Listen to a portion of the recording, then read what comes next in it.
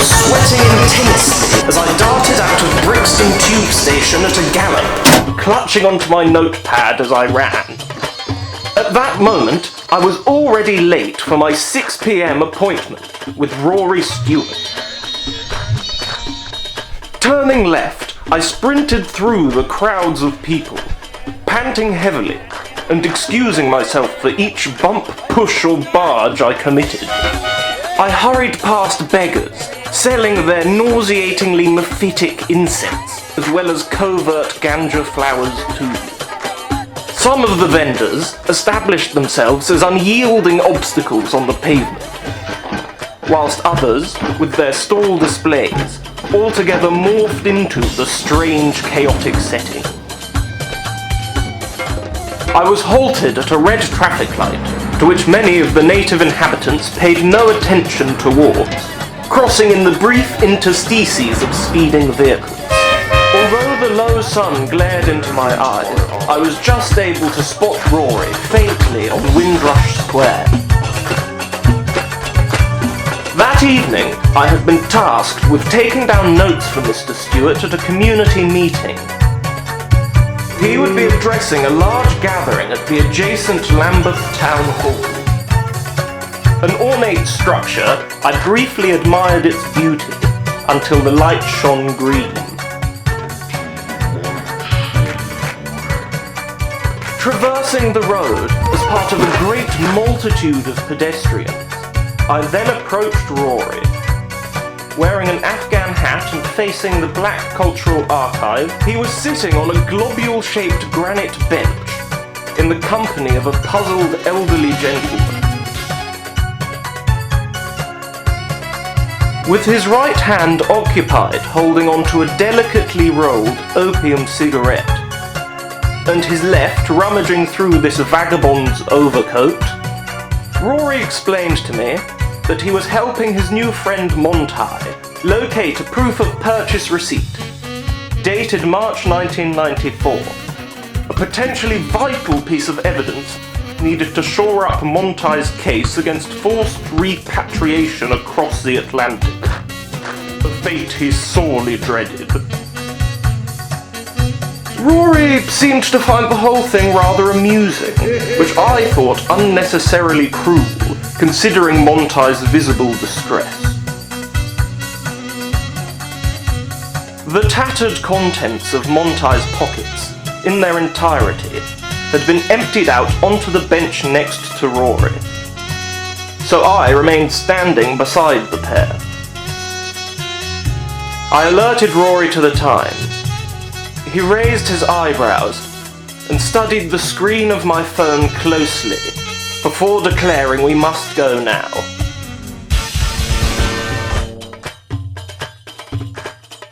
The meeting taking place was being held to discuss the merits and drawbacks of accepting a recent offer made to Lambeth Council by an international Saudi construction firm to redevelop a large patch of South London. The local population seemed adamantly opposed to the proposal. Rory himself was ambivalent towards the project. He explained his concerns to me in depth as I readied him for the address to the displeased Lambethites.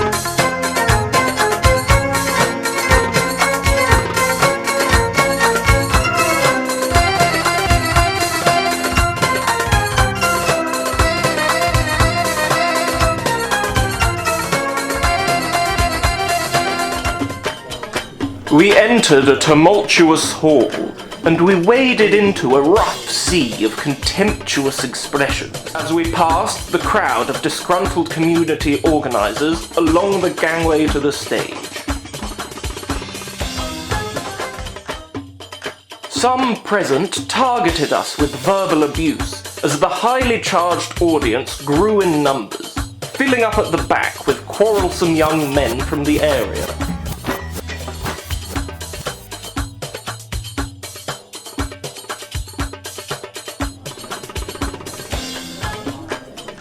The meeting was chaired by a local comprehensive's rather humorless headmistress, who took an instant disliking to Rory. And she then told me I had to sit in the crowd. The stage was reserved for those speaking only. I felt exposed as I headed down the gangway, and I received a number of menacing glares before perching on an aisle seat next to an old Jamaican woman. A small caucus of Lambeth's MPs, a trio of nondescript technocrats, made their rather drab, anti-motivational case against the redevelopment plan, voicing the indigenous frustrations timidly. Citing the area's prominent role in Britain's Anglo-Caribbean history, the soul of the community being threatened, and the construction process's effect on road traffic as reasons to support their cause. The next speaker was Lord Lambeth, who'd been whispering loudly with Rory throughout.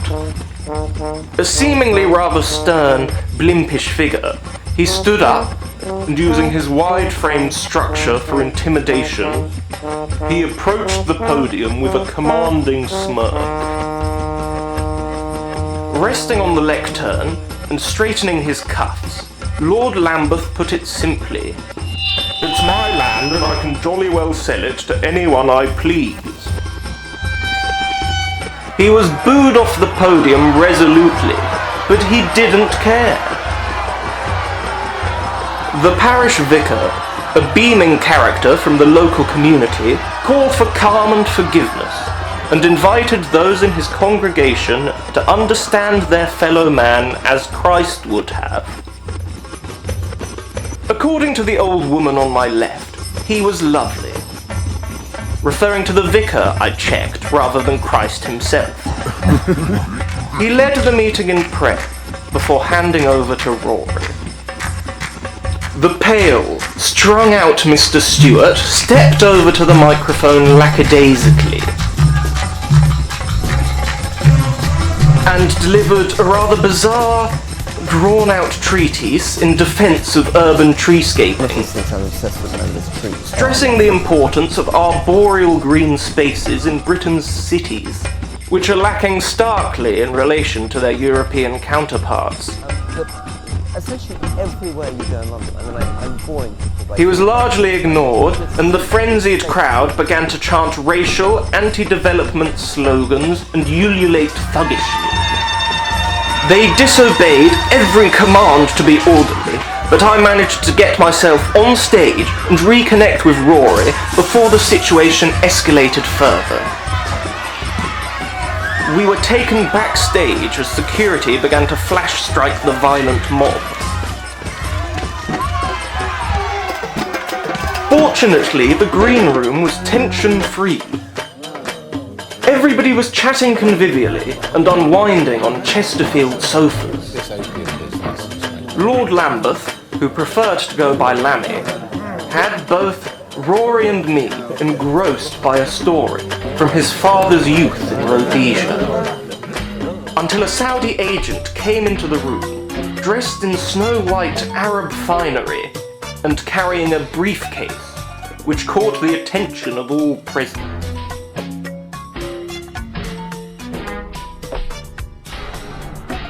Everybody in turn was offered £50,000 by the man, in a very direct fashion.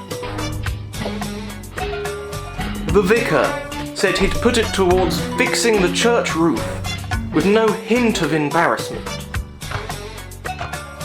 The first MP refused his bribe right off the bat, and the second one pocketed the dosh, whilst the third requested that the money be registered as an official gift to her campaign. Lammy took his cash, no faffing about. I hadn't even been accounted for, kickback-wise, and Rory was tossed his share, without being given a chance to decline the backhander, as the Saudi agent made his way out of the room. Bidding farewell to all, Rory and I headed back to Windrush Square to decompress. During the meeting, the sun had set. It was now late but still warm in the air.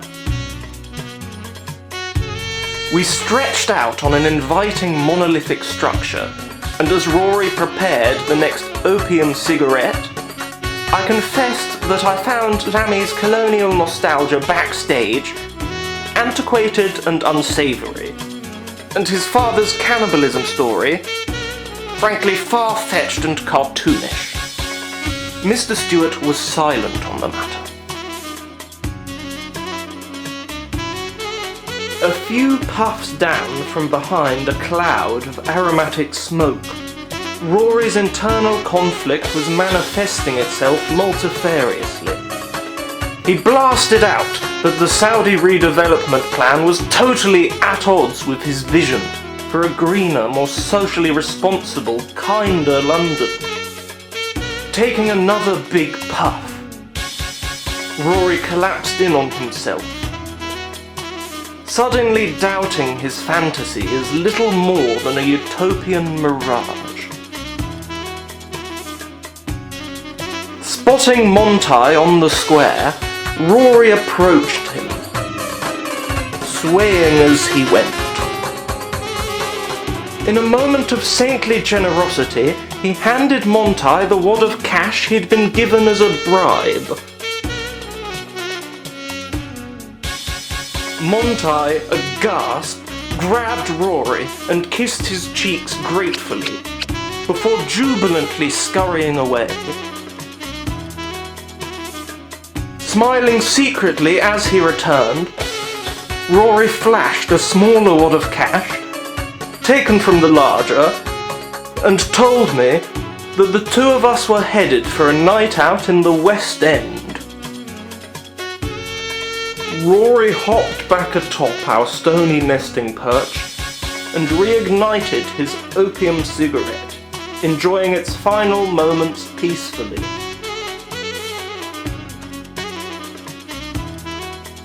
As we bundled into the back of our taxi, I noticed Monty propped up against a tree trunk, blowing in and out of an enormous red balloon that seemed fit to burst.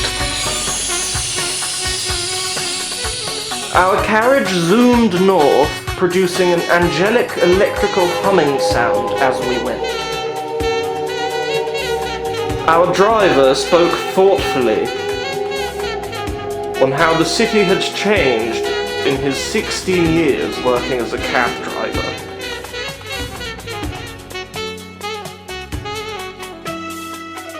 Pulling up at a busy street of nightclubs, littered with rubbish, yet graced by beautifully presented young women, we got out of the taxi.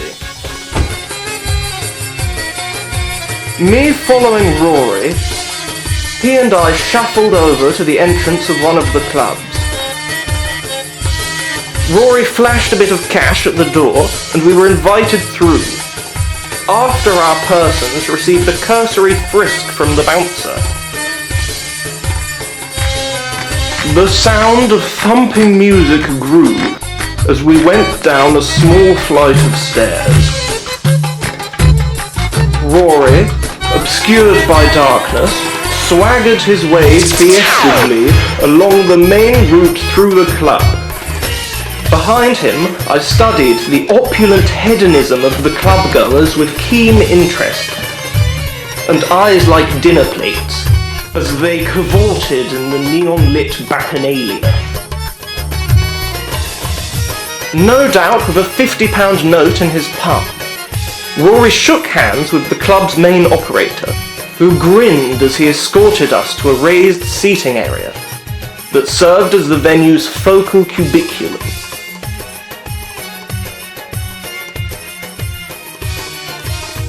I felt larger than life, as charming, statuesque ladies of unparalleled beauty swarmed to join us as we sat down in what proved itself to be the VIP section of the club.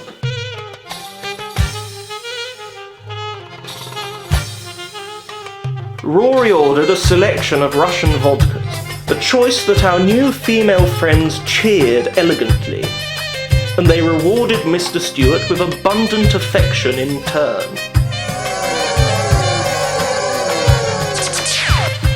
The drinks arrived, and Rory dismissed the two waiters who brought the bottles over, and told them to take the glasses back with them. Then he ordered me to stop dancing and to pour the vodka directly into everybody's gyrating mouths, before indiscreetly coronating himself the Sultan of Soho. Following the commands laid out by the resplendent Sultan, I courteously filled everybody's esophagus with vodka. And as I bottle-fed Rory the Magnificent the scattered remains of our first selection, the club's main operator interrupted the party to ask to speak to Mr. Stewart.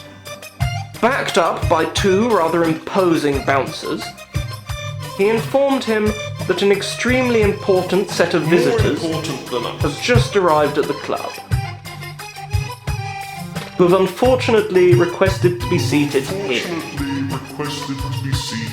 Filled with vodka and righteous indignation, Rory made it abundantly clear that he was refusing to budge. A bouncer then slapped him across the face forcefully, and the two of us agreed to move, attempting to herd the captivating ladies in our company with us to a lesser table. They stayed firmly put, ignoring Rory's marvellous promises of what he could offer them at the new booth, as if he didn't even exist. We were quite literally dragged away as four Saudi princes entered the scene. One of them handed the club's main operator a generous wad of cash and patted his back. The second greeted the women in the booth and kissed their heavenly cheeks one by one. The third ordered a selection of French champagne, the most expensive item on the menu, and the fourth prince saluted us into exile with a patronising wave goodbye. On our new table, fallen from paradise, Rory suggested we pop outside to the smoking area. As we got up and went, I couldn't help but turn my eyes towards the VIP section we once called ours. My glass heart shattered to pieces as I witnessed the soft manicured hand that once caressed my blushing face run its perfectly sculpted fingers through the coarse beard of an ingracious Saudi prince. The self-inflicted torture was only halted by Rory, who offered to give me a clove cigarette on our way outside.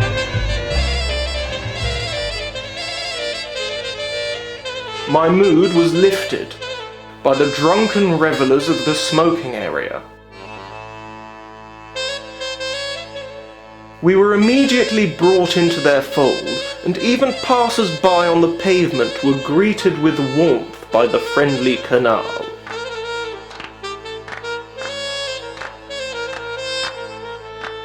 Like a pack of fools, we danced in the street, totally uninhibited from the rigid formalities that govern the interior of the club.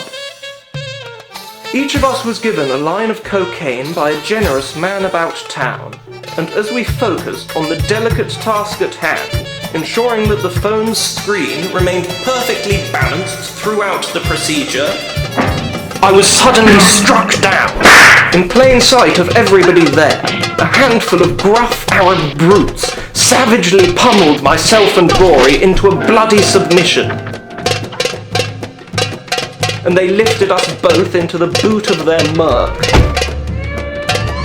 And as I thought to myself that things couldn't possibly get any worse at this point, Rory ejected his bowel with sheer fright, filling the confined space with a foul smell. Perhaps as an effort to psychologically reassure us both, in the pitch-black, uncertain peril. Or possibly as an effect of his intoxication, Rory repeatedly asked me if I was having a good time as we were trafficked across the city. A truly absurd question given the incredibly serious nature of our situation. The boot of the car was opened and we were dragged out for another thrashing. Rory tried unsuccessfully to make a quick dash for it, but he tripped up and fell face first into an erected metal scaffolding pole. We were forced into the caged external hoist lift of a construction site with ferocious pushing. Ascending vertiginously from the ground at an alarming speed, our location was revealed beneath us. We were right next to the Westfield shopping centre. We reached the roof of an unfinished skyscraper and we were thrown to its concrete floor, covered in scattered nails. A sharply dressed Saudi prince, who was already waiting for us there, ordered the men to step back. And as he approached us, we were posed a question. Removing his sunglasses and igniting a cigarette, the man asked us, as he coolly surveyed the panoramic nightscape, "How much property do you think I own, just on the Thames and in London alone?" Rory valiantly responded that a man's worth is measured by his character, rather than his portfolio of London properties. Smirking with the cynicism of a life spent in the harsh desert climate, the mogul introduced himself as Prince Faris ibn Abdul Qadir, or Ferris. Ferris directed another question our way. Given the choice, would we rather live in Mayfair or in a dilapidated combustible death trap in Lambeth? He informed us with villainous delight that his properties span across the entirety of London and beyond, and he boasted that his construction empire cannot be stopped. Rory seethed and writhed with anger at his cocksure assertion. Ferris presented Rory with a warning to withdraw himself from the Lambeth Redevelopment Board tomorrow, before he becomes a nuisance.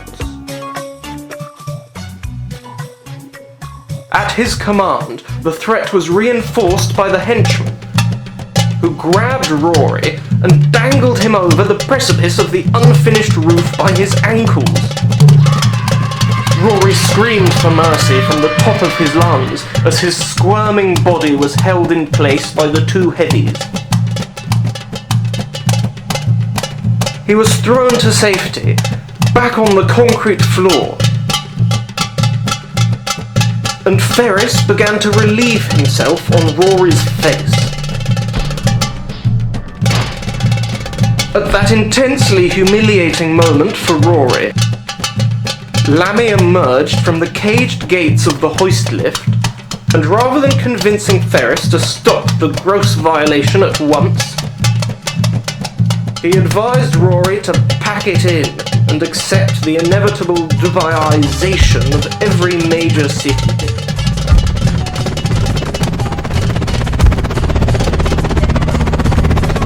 As the ghastly prince dripped his last, a helicopter arrived and whisked Lammy and Ferris away.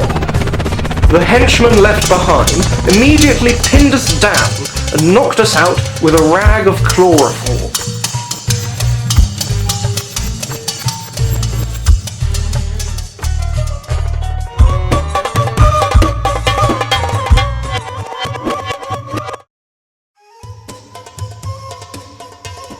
Opening my eyes in a confused state of renewal, I looked down to see Rory, sprawled out across my legs, still knocked unconscious. It was morning, and our piled-up bodies were obstructing the passage of shoppers at a bustling multicultural textile market. As I tried to wake up Rory, a fed-up merchant came out to shoo us both away by throwing a bucket of disgusting, foul-smelling mop water over the two of us, drenching our clothes.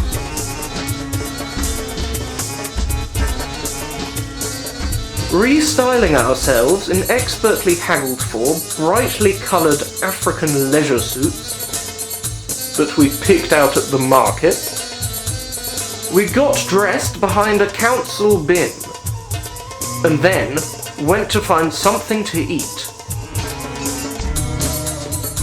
Both of us were starving. Carrying our soaked-through old garments in plastic bags, we showed off our new outfits as we marched down the high street in search of sustenance.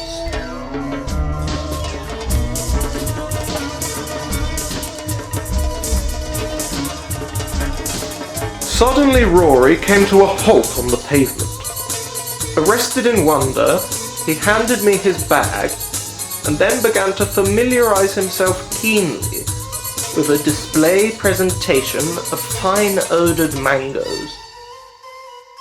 The grocer hurtled over from his till to observe Rory, carefully assessing the ripeness of each mango and rigorously teasing out their respective level of quality with an obsessive calculation process taking place in his mind. He fascinated the shopkeeper. In order to be certain that he had, in fact, made the optimal judgment, he sensually and meticulously studied the essence of each fruit one last time, before hesitantly selecting 3. Rory paid for the mangoes, and we walked over to a green open space, where we sat on the grass. Using his Swiss Army knife, he sliced in half one mango, and twisting it into 2 sections, he handed me the end with the stone. Rory began to think out loud, apprehensively trying to commence a discussion with me about his predicament, as we lay down gorging on our mango halves. We were careful to avoid getting any of the running juice down our cuffs. Rory described his harmonious vision of a greener, kinder, more responsible London, punctuated by dripping chomps of fruit. Rory took me on a magic carpet ride over the roofs of the city as he dreamt it. Through the windows of towers decladded, their sills decorated with lively gerania in terracotta pots, we witnessed sleeping MPs on snuggly sofas being tucked in by their motherly hosts of that particular evening, rather than staying up late in their second home. Sleep on the floor on the sofa as somebody somewhere else in London. Trees of every variety lined the streets, tall and proud, and softly doves cooed in their fragrant canopies. In place were injecting booths, clean and pleasant, for world-weary users to escape the hubbub of the maddening crowds.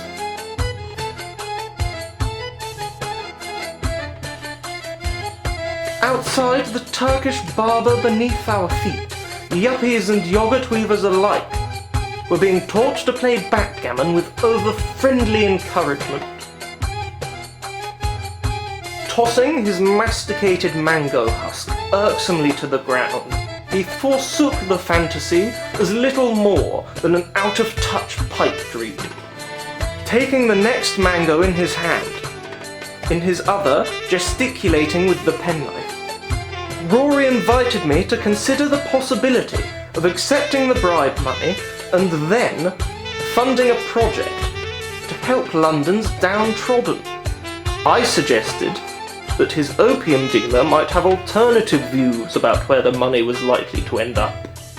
Rory tilted his head downwards in shame, and then he began to admire the African leisure suit he had purchased that morning. He was delighted by its colourful vibrancy, piercing into the heart of his second mango, and dividing it into two. Rory offered his grim prediction that the Lambeth project was bound to suck the life out of the invaluable local community.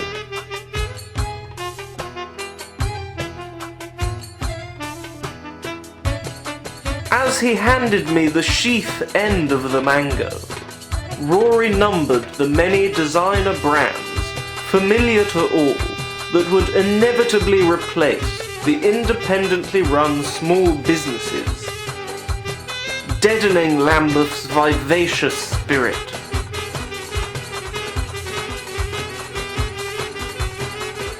Then he questioned the purpose of fighting a struggle that was doomed to failure.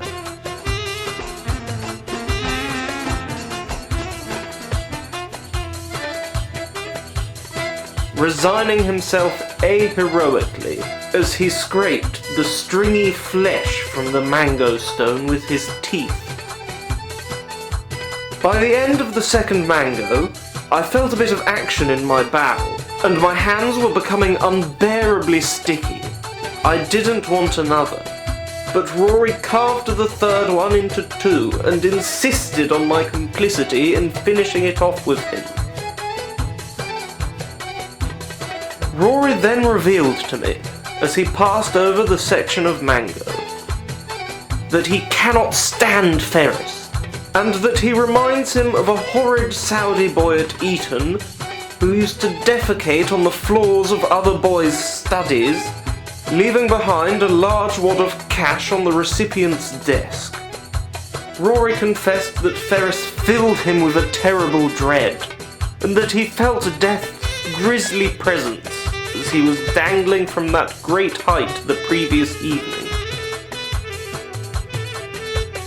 To muddle the situation even more so, Rory simultaneously feared a moral death if he were to withdraw his opposition and allow the project to carry on in his name. Even though I felt acutely the twang of Rory's internal tension, I had to inform him that I needed to go. I was meeting a girl later on, from Sealed Lips, an online dating app for members of the intelligence community, as well as their admirers, to meet and connect. I left then.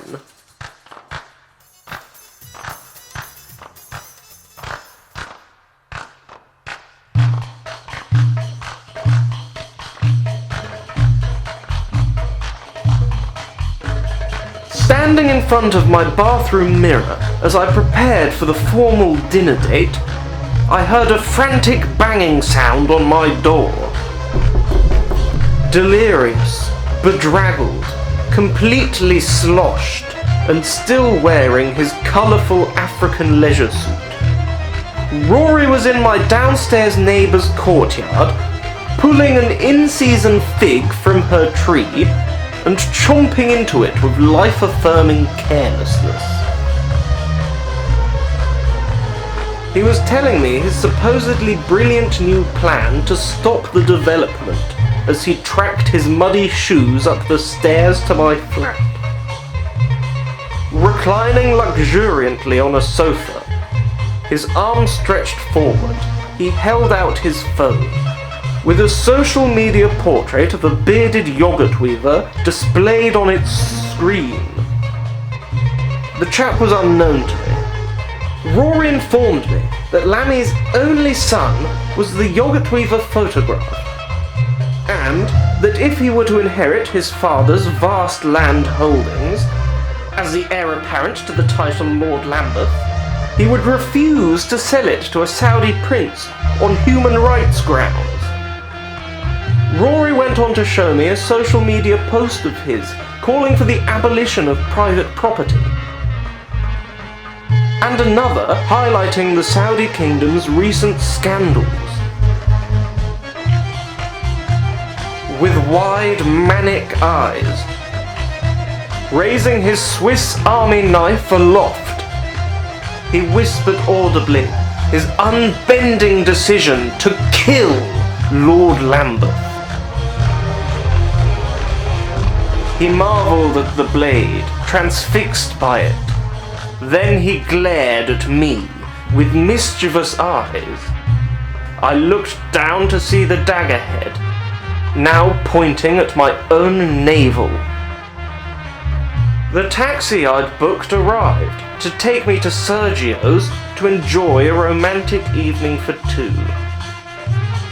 Rory told me that we're both getting in to go and assassinate Lammy instead. As we went down the stairs and across the courtyard towards the taxi, Rory's knife was following the physical position of my kidney closely, underneath my jacket.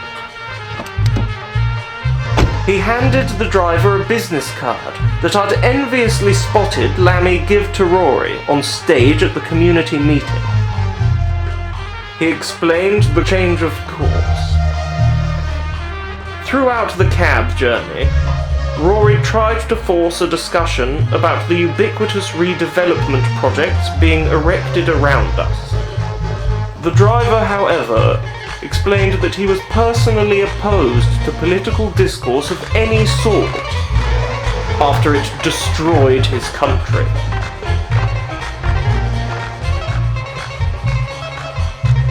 We arrived at a crowded, fashionable pub, signposted as the Iron Gate, and I was brusquely ordered by Rory to wait in the car. I watched him through the window, approaching the young lad on table service, who I recognised to be Lammy's yogurt weaver son. I got out, and as I rushed over to stop Rory in his tracks, Lammy himself stood up from among a table of pavement-side drinkers to shake Mr. Stewart's hand and proudly welcome him to his son's thriving new pub. I was screaming, begging everybody to step back, but I was decisively ignored, and Rory plunged the blade of his Swiss Army knife right into Lammy's heart, and then across his abdomen to the abhorrent shock of the pub goers. Grimacing as he desperately gasped for breath, Lammy dropped his pint, and blindly reaching out for a supportive ledge, he fell flat on a pub garden table, retching and flailing as he slowly sloped down to bleed out exhaustively on the ground below. His son came rushing to his side. Removing his apron to plug up the wound, he wept. Rory was horrified watching him die. As Lord Lambeth's son held his father in his arms, the onlookers began to part. Sirens wailed, and an armada of emergency service vehicles swarmed, surrounding Rory, whose gaze was fixed at the gory spectacle of Lammy's death until he was pinned down and restrained. Rory cried out in a fit of remorse as he was dragged away into the police van.